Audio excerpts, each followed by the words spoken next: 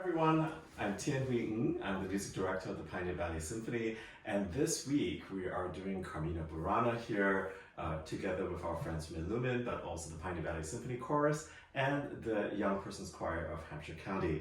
And I have here with me a very special guest because he's come from very, very far away, and I cannot believe that you're here.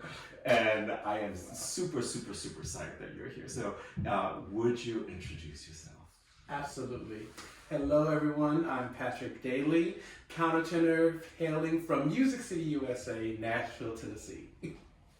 And that says so much. That just says so much, Yeah. right? You know, can you tell us a little bit about what you do in general and what you do there specifically? Certainly. So as I mentioned, I'm a countertenor. So I sing opera, concert work, early music, new music, but I also, growing up in Nashville, growing up in the Black church, have a strong background in gospel music, do a lot of session work. I mean, it's Nashville, so we're recording sessions with a lot of top name artists across genres. I also am proud to teach at my parents' alma mater, and a school that I kind of grew up on its grounds, its campus, Tennessee State University, and have been there actually this year. This fall will officially be 10 years that I've been at Tennessee State. Wow. An HBCU that has a really rich history for the country, as also in music. Our Grammy Award winning Aristocrat of Bands, our marching band, the first HBCU to win a Grammy Award, of which I'm proud to have contributed to that project with my choral ensemble that I'm the founding director of, the W. Crim Singers. I also co-founded an early music ensemble in Nashville, sort of a crossover and progressive early music ensemble called Early Music City. I am the director of education for the Nashville Black Music Association. I proudly serve as the president of the International Florence Prize Festival. And a part of what we did at Tennessee State, I founded the Big Blue Opera Initiatives, which offers master classes and training and all these opportunities for students at HBCUs and underrepresented communities in opera and in the performing arts. And part of what we founded out of the Big Blue Opera Initiatives was the Harry T. Burley Spirituals Festival. So we actually just completed our Burley Festival earlier this month. We did it in conjunction with the Nashville Symphony, of course the Nashville Black Music Association, and Tennessee State University, Fisk University, of course, home of the famous Fisk Jubilee Singers, Lane College in Jackson, Tennessee. We brought in Damian Sneed from Jazz and Lincoln Center, Juilliard, Howard University to be our music director because we did excerpts of Duke Ellington's sacred concerts in commemoration of the 50th anniversary of the first concert of sacred music. So, you know, this is a lot that's happening. Yeah, this is a lot happening. This is the reason why I just started with, like, you know, I'm not even going to talk about Carmina or anything. Let's just talk about you. Like, you know, like, it's just incredible. I mean, you know, also, it's like, you know, we're talking about, like, name dropping, right? It's like, you know, like, shortly after Nashville, like, all those things you founded as well. It's like, you know, the Burley Festival, the Prize Festival, all these things are so iconic, you know, and I can only imagine the legacy is just like, you know, even just right now, but like in the future as this continues to grow. And now you see why I was like, I can't believe you're here. Because how does this man find any time to be anywhere? Right.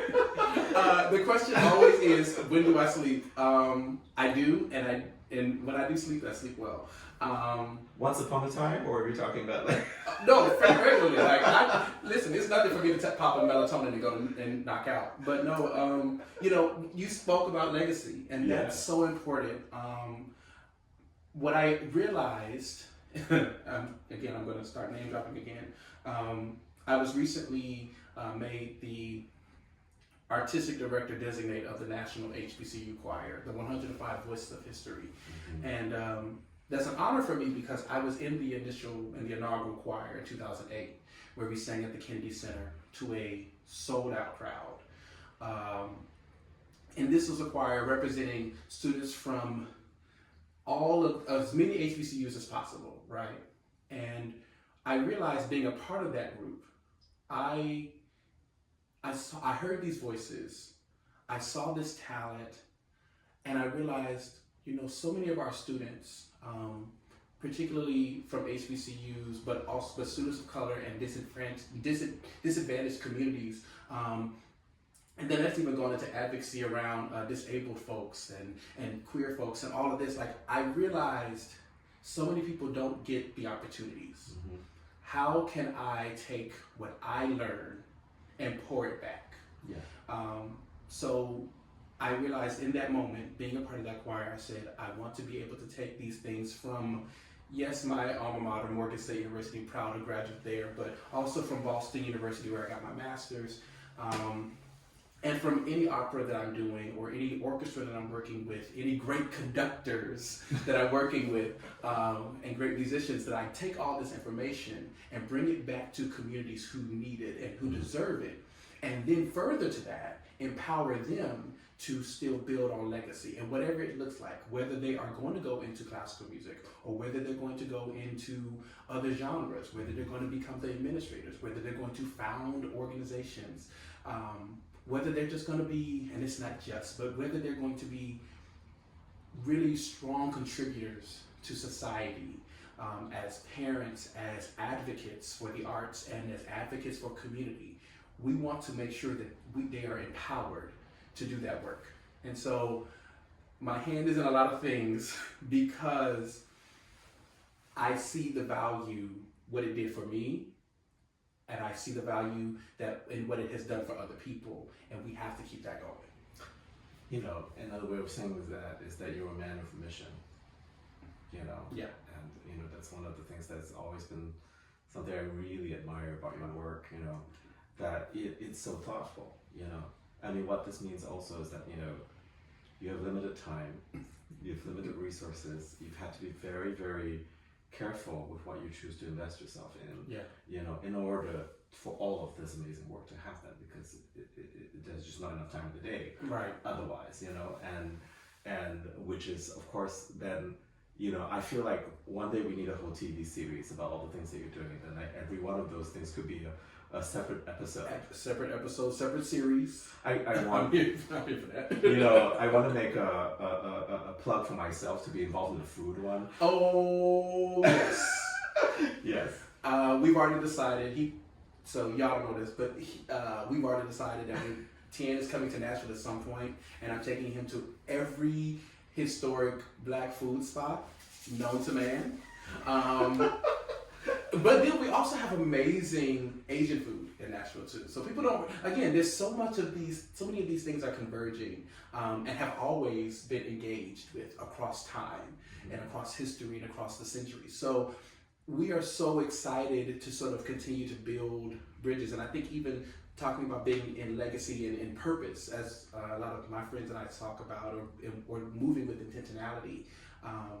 Issa Rae did an interview sort of early on into her popularity, and she talked about people always saying, you want to network up, but she was like, what about networking out? What about building out? Right. And so what we want to see happen more and more is people looking to who's next to them, and saying, well, you do this and you do that, well, let's bring that together.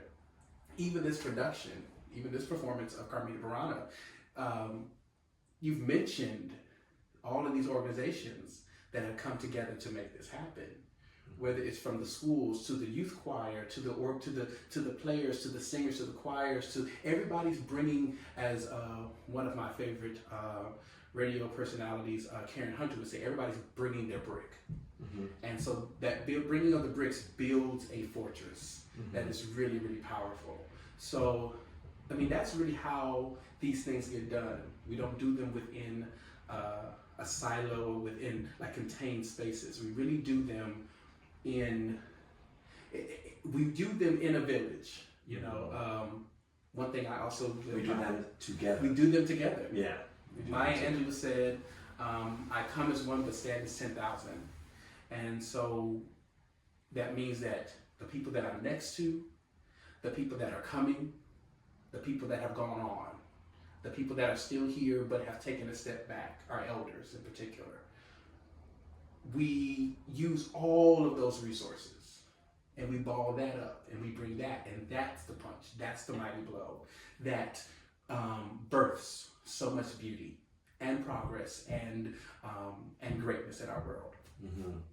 And actually, to speak to the specific moment, we don't even have to talk politics, but it's just a sense of like, what can we do in this moment, right? Yeah. We can be in community. Absolutely. And just sharing space and just talking is already so energizing. Yeah. Like for me, just you folks being here and just having that one night's conversation. Right. I mean, like that's also so precious, right? Because you and I have crazy schedules, and how often is it that we were both in the same city and there was nothing scheduled for like 7 a.m. the next day? Absolutely. Absolutely. That's a luxury that does not always happen, but I was so grateful for that. And it's always nice to be back in New England, but even particularly here, mm-hmm. In Northampton, in this beautiful space, Tian's beautiful, like this home, like, God, it's crazy, y'all. And to feel very at ease and put at peace, firstly with the work. And so you go into the project like, this is comfortable, I feel well prepared, I understand things, and then you're working with people who are also making the process easy. And then on top of that, they make the process easy because they're just good human beings, right? Everyone has been so kind and so generous. Pioneer Valley Symphony organization has been, of course, Tian is like, bar none, one of my favorite people to work with. The other cast, the rest of the ensemble of singers, yes, they can sing. Let's be very clear. They can sing. Yes. Can sing. Singers that can and will, they are those people. But they're just wonderful humans, mm-hmm. too, right? So it makes the process so much easier, and everybody kind of galvanizes and invests, and I think that's what makes it so beautiful. We had even something happened, sort of a little incident last night in rehearsal, where it was like, okay, someone is in a place. I watched Maggie. They're like, we need a sweatshirt, and Maggie was preparing to take off her jacket. We were trying to make space for the paramedics should they need to come in, and so all of us are like, I helped them find a place to hold a door open, and keep these kinds of things. That was so. It could have been absolutely horrible. Let's just put it out there, right? It could have been bad. It could have been really bad. And we had a member of the chorus, unfortunately, passed out, right? And I remember conducting, and I heard a thud, and of course you can't see anything because of course all the musicians in the chorus are standing up. And it was one of those moments where like, I look back at my 19th century training, if you will, because, the show must go on, right? Right. So in the normal scheme of things, once upon a time, I would not have recognized what I did last night, for example, because it would have been, staff, go deal with it, right? And then I would pretend that it's not there. But you can imagine in a community that cares, which is what this is. This is a community that cares. It would have been horrific. Yeah. I don't think we could have. I can just imagine the stress, but also the fact that if we didn't render 150% of what we could do to make sure that our person was safe, absolutely, I don't think I could live with myself if something had happened. So that's one of those things, and it just felt so right. I just stopped rehearsal. We just took an early break. Everybody left, cleared the space. I remember, like especially when there are that many people, as we're talking about, the natural instinct is to go close and say, "Are you okay?" And of course, everybody really deeply cares, but that would have been terrible because we're literally in their space when they need space to recover. And I'm very grateful that the team just kind of went into action, right? And it was like the official team, but also the village went into action. Yes. I'm a nurse. I'm a doctor.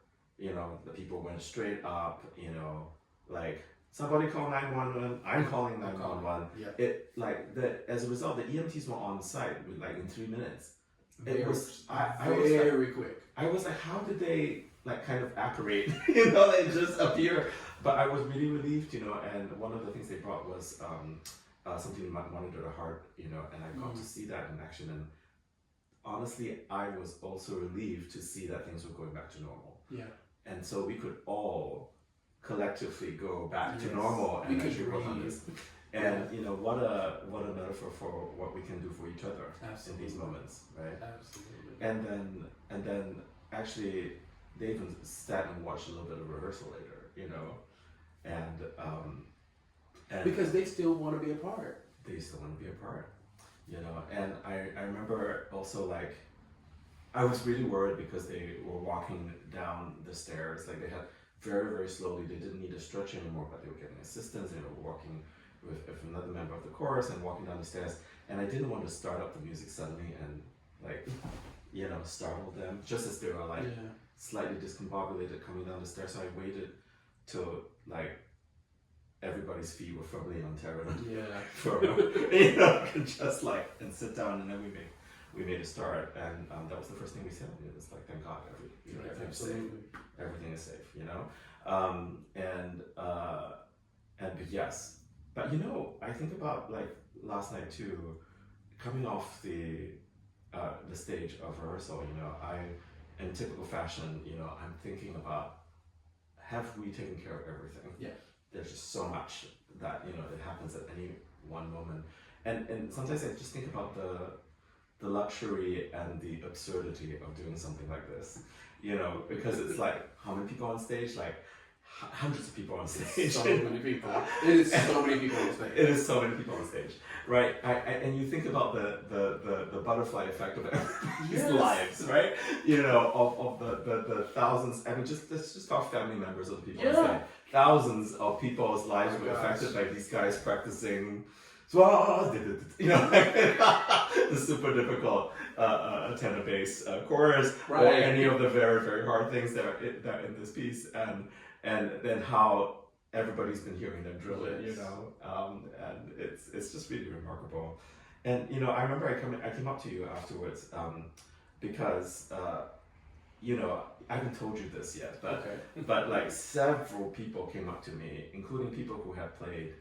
And there are many, many professional musicians in the group too, you know, and they came up to me and they were like, you know, Tian, I've been in many, many concerts, and I have never ever seen such professionalism, such grace, such kindness as I saw emanating out of the soloists. Oh, wow. You know, and in particular Patrick, because, you know, this is a very interesting part that you have to sing, right? So could you tell us about your character? Certainly. He's, I'm going to personify him as a he. It's a swan who it has now been taken in to be cooked and roasted. And the swan is sitting there like, I used to be beautiful and be on a lake, and now they're gonna serve me up on a platter and I'm being roasted on this fire and just miserable, and it's like, this is awful, you know? And it sort of calls a little bit for some not so pleasant sounds, you know? We talked about it in our first music rehearsal. It's like, there's sort of like this balance of like, I want people to know that I can sing, but also I have to convey this character, right? And fortunately, as we also discovered and talked about, that Orff puts, you know, certain indications that allow that to come out. When you do the accents that are there, when you really lay into the rhythms, when you lay into sort of the phrasing suggestions and even and asks in the score, that happens. So that's been really cool. But it's a swan that talks about how miserable how lovely his life was once, and how miserable his life is now, and he's going to be eaten and die. So guess what? The swan sings one time. I'm the swan. That's it. I show up. I get up there and I'm like, oh, miserable me. And that's it. You know, and actually hearing you talk about it, I was just like, you know, somebody early on in this process was talking to us about, you know, this is of course an interesting work because, you know, it was written during the Reich Mm-hmm. And, people were always questioning, Orff's political allegiances and all of that. And then you realize that in this work is this movement about once I was happy. Mm. And then I'm being slaughtered, you guys. Watch me die. Wow. Ooh, okay. I haven't had that conversation with you, have I? No, this has got heavy and good. Yeah. Oh, okay. Suddenly. As the young people say less. I see the mission becomes clearer. Right. Right? Because, it was always like, every time we talked about this, it was like, oh, there's this absurdist moment. There's this, like, he must have been high when he was doing that. But what is the poetry really saying? Yeah. And then, and it just is like, oh, maybe it's not so ambiguous, But it was also, just thinking about his artistry, that he was able to do this, and it was even celebrated. I think that, I think about that point in regards to something that we've talked about at different points, the spiritual, and I will call it very specifically the Negro Spiritual, or the American Negro Spiritual, in that people who were not from that experience, who were not enslaved, heard these songs, and they asked. There's actually, not to necessarily be religious, but I think I'm tying it to various cultural points and cultural meaning making. There's a scripture that speaks about, and I cannot remember exactly where it is, and I should. Good church people forgive me, but it talks about, by the rivers of Babylon we wept, and there our captors asked for a song. Our tormentors demanded songs of joy. Sing us one of those songs of Zion. And then we said, well, how can we sing a song in a strange land? Right? And so when I hear certain spirituals, and really not just certain, all of them, recognizing that these sounds have traveled across the transatlantic slave trade, the Middle Passage, all across the diaspora, and have mixed with the indigenous populations, have influence from the hymns that are being sung in church and the narratives that are being told to them, and sort of also reconstructed for purpose of, yes, encouragement, yes, of expression, but also of actual resistance, right?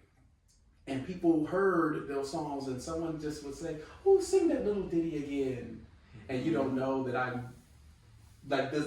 Firstly, you don't know that maybe this song is keeping you alive. And two, maybe this song is signaling to someone else. Yes. And whether it actually comes to fruition in the time, and whether I'm able to see it, someone else will use it, and then it transfers into other genres, and it transfers into other movements, it transfers into other social actions, it transfers into other forms of resistance that we will use. And so it's beautiful to think that Orff at his time, takes this sort of allegory of a swan, the beautiful lake, the nature, what is great about the space already. And now someone has taken the beauty of, because if you look at a swan,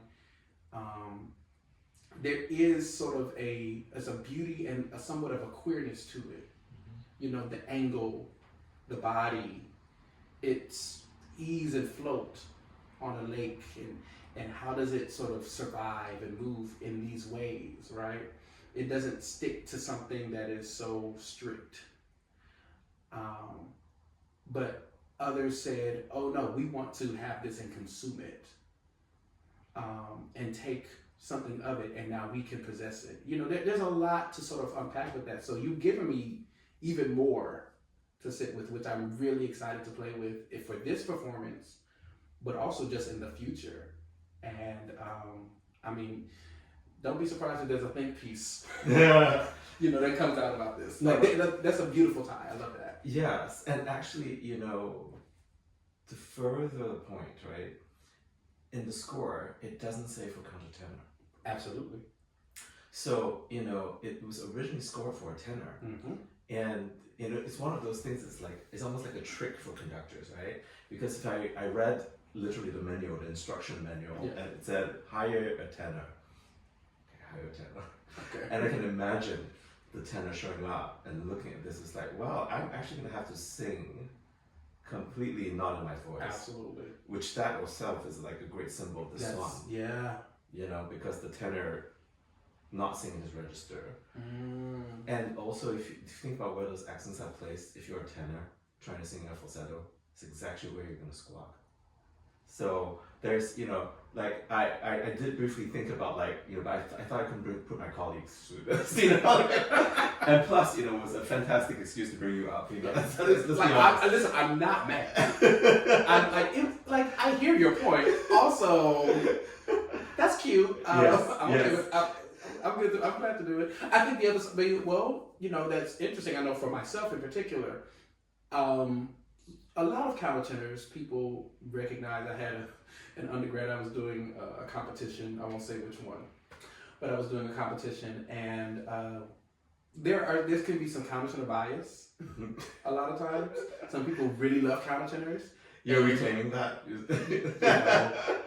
It's just the reality. Some people really love it, and then if they do love it, they also have a very specific way in which they think countertenor should show up in sound and present. Yes. And so we actually haven't had that conversation. We have not had that. But it is clear from your aesthetic choices. They have, and so I used to get in trouble, in particular in like settings that are traditional. Yeah. In regards to sort of how I would present my sound. But what folks didn't always recognize and understand is, for a lot of countertenors, they are oftentimes baritones. Mm-hmm. I'm a tenor. Mm-hmm. Like in my motor voice, I'm actually a tenor. So I did hire the right person. So I always kind of joke with my friends that are legato tenors. I'm like, if I would have stayed a tenor, you all would probably be out of work. You don't want a minute of me. Like, I have that. And again, part of that also comes from I have an understanding of how to sort of access the mix from this sort of chest sound into the head and into that mix. I have that understanding primarily because of church. Mm-hmm. I've been singing like that my whole life, right? So I imitated, whatever male gospel singers, imitated whatever female gospel singers, whatever R&B singers. I imitated Shaka, I imitated Aretha, I imitated Gladys Knight, and all these years come to realize, I've already developed this mix. I've already developed certain sounds and can kind of break into them when I want to. It doesn't have to sound like a switch. It can sound like it's actually even. Mm-hmm. So because of that, there are sort of, as you mentioned, some of those choices, I can kind of move into them in a certain type of way. And it's like, I didn't realize that I was in this part. And you can use that on words. You can use that on sort of what we call like seasoning, if you will. Interesting, seasoning on a roasted swan. But I'm not trying to season myself. Let's be very clear. But it seasons the conversation. It seasons the aesthetic. It seasons the interpretation. And so because of that, this has given me a great opportunity. I think I told you once before, I was supposed to have done it some years back.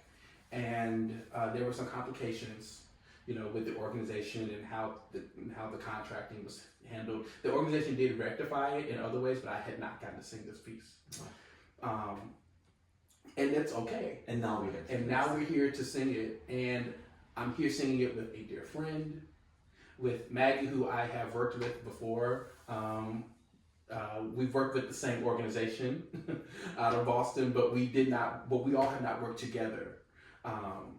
So we've all worked with the same organizations and such, but we've never worked together. And then finally now meeting Brad, and like the first day I met Brad, it was like, oh yeah, you're the homie. Like it instantly became like, okay, yeah, you're gonna be around. And this is why I love doing this, because you build the network, but you also build further the relationships. I'll tell you, like, even in a sense, how the Big Blue Opera Initiatives got started. I just got into Tennessee State. It was like my first semester, really, or first year or so. And I was with students that I had, just kind of like figuring things out. And I asked a fraternity brother of mine, who was a Tennessee State alum, and his name is Dave Ragland. I'm going to shout him out. He's one of the leading composers in the country right now. If you've heard of the Blacknificent Seven, he's one of them. And so I was talking to Dave, and I was like, when was the last time TSU had a vocal masterclass? He was like, that was like maybe 10 years ago. I asked somebody else, when was the last time they said, it's like 10 years ago. I said, that's a shame. And I kind of was upset. I was like, so why hasn't this happened? And there are various reasons, funding, or even people seeing how to get things done, right? So it just so happened, the beauty of going to, and I would say my high school voice teacher, William Krim, who my ensemble, the W. Krim Singers, his intentionality of sending me to Morgan, as opposed to just letting me stay in Nashville and go to Tennessee State and stay studying with him, or go to Fisk, where I was really trying to be a Fisk Jubilee singer. His intentionality of saying, you're going to Morgan, even though he went to Eastman at 16 and to study with Anna Koskas and was a protege of William Warfield. And I got into Eastman. He was like, you're going to Morgan. His intentionality of sending me to Morgan has always paid off. In that, again, it's the network, and it's just what you learn and the people that you are able to sort of be around, and they help you to grow. So I'm looking on Facebook one day, and my godbrother, who's a Morganite with me, Solomon Howard, a bass that is world renowned, is now married to Eileen Perez.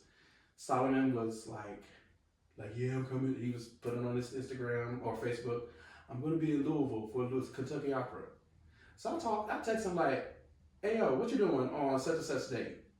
Are you off? He was like, yeah, I'm off. Yo, you want to come to Nashville and do a masterclass for me? Yeah, I got you. I was like, but I ain't got no money. Yo, I got you, little bro. Cool. So another best friend of fraternity brother and I, we drove up to Louisville. We picked him up. We drove him back to Nashville. We got him something good to eat. We took him to the school. He changed clothes. He did our first masterclass. And that was the start of that. And so part of that is, and I say all of that to say that being able to bring in people like a Solomon Howard, as well as Roger Dixon and his wife, Alfreda Burke, Roger Dixon of the original three Motenors, Cook, Dixon, and Young, and his wife, Alfreda Burke, who they've done several PVS specials, including Hallelujah Broadway is one. Donata Cuccinota, soprano, and Keith Chambers, they did a recital for us. Oh my God. Karen Slack has done a masterclass for us. Laquita Mitchell. Oh my goodness. It's so. Oh my goodness. I'm really losing my mind. I can see Lester Lynch. Dr. Louise Toppin. There's just a lot of folks that we've been able to bring to Tennessee State, and really not just Tennessee State, but also to Fisk, and including Lane College. If ever you need a free conducting masterclass, just thanks. Because the call fried chicken. Because the call will be coming. Because the call will come. I can be paid in fried chicken, I'm just saying. That's how and we're gonna make sure, we're gonna get you there, we're gonna put you someplace to eat, someplace to sleep, you're gonna eat well. But that's what happens. Relationships. These are all the people that I went to school with or I worked with. That's what happens. And we help each other. Because yes, Karen came to Tennessee State and did a master class when she was with Nashville Opera doing the production. But then she was like, hey brother, you know all of this stuff on spirituals and black art song and all of that, Can you be a part of my program at the Bev Center? Can you lecture on this? And so that's what happens. We just support each other in this. And so I just can't reiterate how special what you all are doing here in this area is. This area that is historic, that is beautiful, that is sometimes overlooked, right? But it's very special because I see the heart of the people. And they want this. You even talked about how the community wants this and they rally around it and make it happen. So, anytime, I know for myself, anytime that I can be of, service and community for this community, I'd be grateful. And again, this is like my third time here in this area overall, and always been treated well. Just always been treated well and shown a lot of love. So this time is no different. It just makes it all the more special because I'm finally getting to work with in person. I know, we must say that. That's the thing. We've worked together, but it's not in person. We did a virtual opera. We did it twice. Every time I step into a group therapy session, there is this awesome aria that Patrick sings, and it's like we reach across. And I still remember your face doing this as well on the camera screen. That was something. That was something. I mean, people couldn't believe it. People really, they can't believe, like, you did that? And just to see, I remember when I took my mother, I was fortunate when we did the production that I was able to, most folks had to have their setup in their home, and I was like, my house is kind of not outfitted for this right now. I was fortunate that there was one of my wonderful elders, Mrs. Rosetta Miller Perry, who's also historic herself. She worked with Dr. King during the Civil Rights Movement. She founded one of the leading African-American newspaper in Tennessee, the Tennessee Tribune. Just a really wonderful lady. I was like, but Miss Perry, do you have a space that I could use? She said, yeah, I got a house that's, over by Meharry. So if you know anything about Tennessee, if you may not know anything about Nashville. So I'm remembering more now. Yeah. So the thing about Nashville and about particularly our HBCUs, Tennessee State is sort of at the end of Jefferson Street. Jefferson Street was sort of our 125th Street, if you will. Like, very historic. It was, we like to call it the original music row of Nashville because that's where all the clubs were. This is where Etta James and oh my God, Billy Preston and Aretha Franklin and James Brown, like all of our heroes. They all played on Jefferson Street, and things happen, eminent domain, governments come in and they put a highway right through it, and so it destroyed. It wasn't just clubs and venues. It was also doctors' offices and numerous buildings, homes. But imagine we could have been we could have sung or rehearsed in the living room or parlor of these people, Well, wait for a second, you're almost getting somewhere. Okay. So Tennessee State is at the end of Jefferson Street, basically. And sort of going towards I don't want to say the middle, but sort of an apex of Jefferson Street, there is Meharry Medical College, which is one of the 4, I think they built a new one, so maybe 4 or 5 African-American or HBCU medical schools in the country. And so the fact is, so many of your doctors, and I'm not even going to just say who are African-American because medical school is medical school. So many of your best doctors have come out of Meharry Medical College. So Meharry's right there, and then across the street from Meharry Medical College is Fisk University. So the issue that I was having is I still was teaching. Even though we were teaching virtually, I had to be on campus to do some of my teaching in the studio.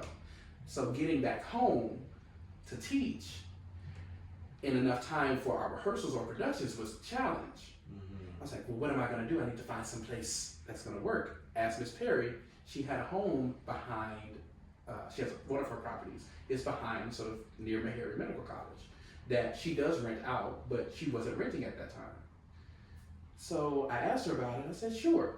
She said, sure, you can use it. This will be fine. This is all fine and well and good. Next thing I know, I'm talking to another one of my mentors, and she was like, oh, are you using that house? Miss Perry said you were using the house. I said, yeah, I'm using the house. That was the home of one of Dr. King's attorneys. So Z. Alexander Luby, his initial home, this is an attorney of Dr. King's, his initial home was actually bombed. And Dr. King first came to Nashville, well, one of his times coming to Nashville was to for a rally in support of Z. Alexander Luby, who was his attorney in the city. And though that home was bombed, he moved into a home a few blocks over, and that was that house.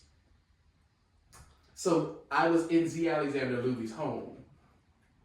So who has been there? Like, you know what I mean? Yeah. And we're doing this piece, Right. and it's been offered by a woman who worked with Dr. King, who worked with all of these people, who was there on April 4th, who was in Memphis when Dr. King was assassinated. Like, this history isn't far from us. No, it really isn't. And as I think about it, like, how fortunate, like, even to be in this house, when you told us some things, I was like, hold on, so Amelia Earhart got her start here?